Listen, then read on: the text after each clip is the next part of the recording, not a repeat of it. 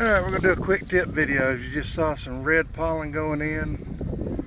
Reddish purple, that would be your hen bit. This is December the 30th. There's some bright orange went in right before I started filming, and there's some bright yellow.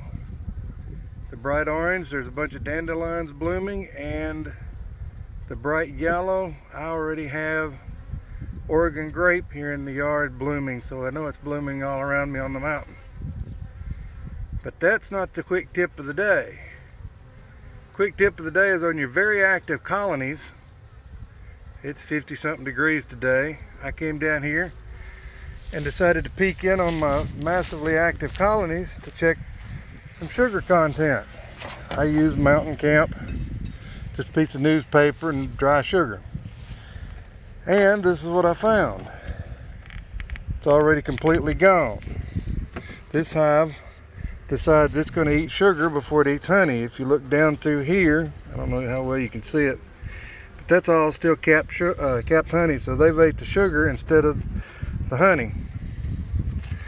So what I'm going to do is real quickly replace it with another 5 pounds of sugar and close it back up. I'll probably do more because they're one of the few that love the sugar versus honey.